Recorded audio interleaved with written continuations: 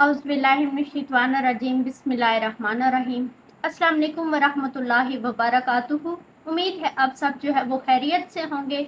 आज मैं जो है आपसे एक हदीस बयान करूंगी जिसमें इंसान की जो है वो तख्लीक के बारे में जो है वो बताया गया है। हज़रत अबू अब्दुर्रहमान जो है अब्दुल्ला इब्ने मसूद रज़ी तआला अन्हु से रवायत है कि उन्होंने कहा कि रसूल सल्लल्लाहु अलैहि वसल्लम ने हमसे बयान किया और आप सल्लल्लाहु अलैहि वसल्लम सादक और मसदूक हैं। बेशक तुम में से हर एक का मादा खलकत इसकी माँ के पेट में नुत्फा यानी कि कतरा आब की सूरत में 40 दिन जमा रहता है। फिर इतने ही दिनों में जमा हुआ खून हो जाता है। फिर इतने ही दिनों में गोश्त का लोथड़ा हो जाता है।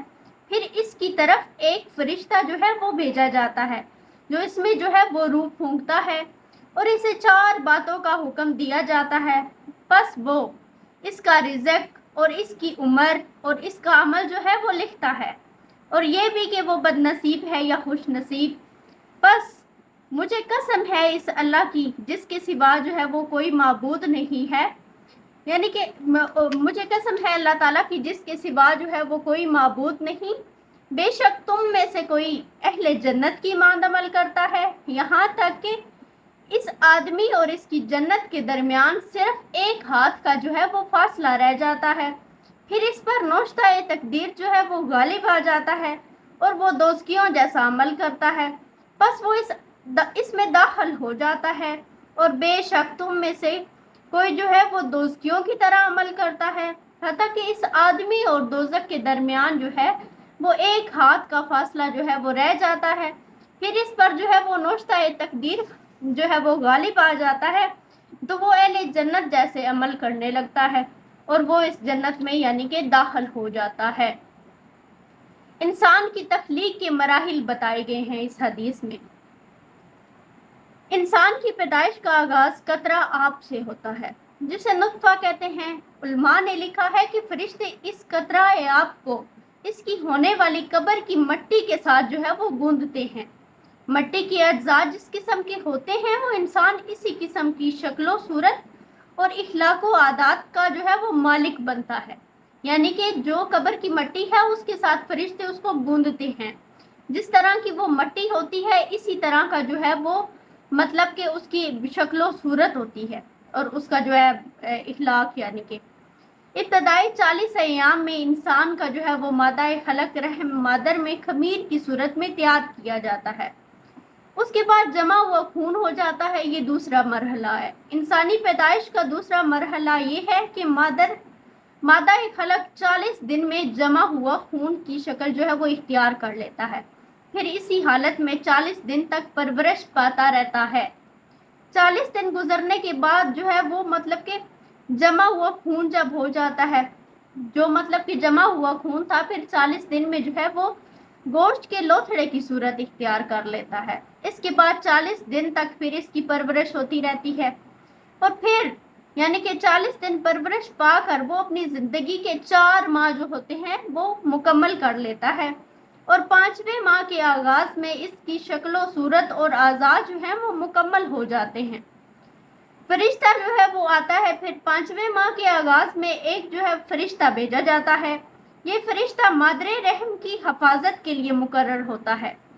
इसे कुछ खास अहकाम दिए जाते हैं। ये फरिश्ता इंसान के जिस्म में रूह फूंकता है। तकदीर इंसानी का यानी कि लिखना।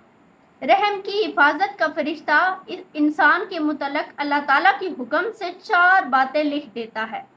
रिज़्क, इसका रिज़्क यानी कि खाना पीना पहनना और इस्तेमाल की अशिया जो वो इंसान अपनी पूरी ज़िंदगी में हासिल करेगा, इसकी मिकदार और जिन्स मुकम्मल तौर पर जो है वो लिख दी जाती है। मुकर्रर मिकदार से कम या ज़्यादा जो है वो इस्तेमाल नहीं कर सकता, यानी कि जो उसके नसीब में खाना होता है वो लिख दिया जाता है। या फिर जो वो चीज़ें इस्तेमाल करेगा, जो पहनेगा, यानी कि उसकी हिस्से की चीज़ तमाम लिख दी जाती है। दूसरी चीज़ है मौत। हर इंसान की मौत यानी कि ये होनी ही होनी है, यानी कि मौत का जायका जो है वो सबको चखना है।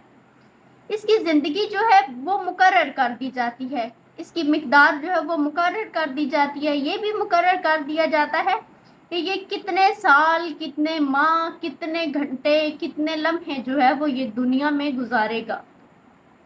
جب موت جو ہے وہ غالب آنی ہوتی ہے، وہ پہلے سے ہی طے شدہ ہوتی ہے، وہ کبھی بھی آ سکتی ہے، کسی صورت میں بھی آ سکتی ہے۔ عمل، تیسری بات جو کاتب تقدیر لکھتا ہے وہ انسانی اعمال ہیں جو یہ اپنی زندگی میں سر انجام دے گا۔ اچھے یا برے اعمال جو اس سے سرزد ہوں گے وہ پہلے سے ہی اللہ کے علم میں ہوتے ہیں، وہ لکھ دیے جاتے ہیں۔ اللہ تعالیٰ کے علم میں یہ بات بھی ہوتی ہے کہ یہ آدمی جو ہے وہ برے عمل کر کے بدبخت ہوگا یا اچھے عمل کر کے نیک بخت ہوگا، یعنی کہ انجام کے لحاظ سے وہ شقی ہوگا یا سعید ہوگا۔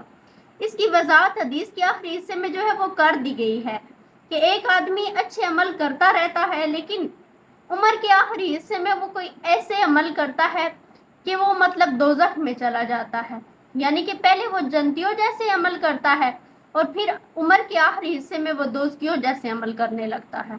تو اسی طرح جو دوزکیوں جیسے عمل کرتا رہتا ہے، اگر اس کو ہدایت آ جاتی ہے تو وہ نیک اعمال کرنے لگتا ہے اور وہ پھر جنت میں داخل ہو جاتا ہے۔ یہ اللہ تعالیٰ کو سب کچھ پہلے سے ہی معلوم ہوتا ہے، لیکن یہ ہمیں معلوم نہیں ہے۔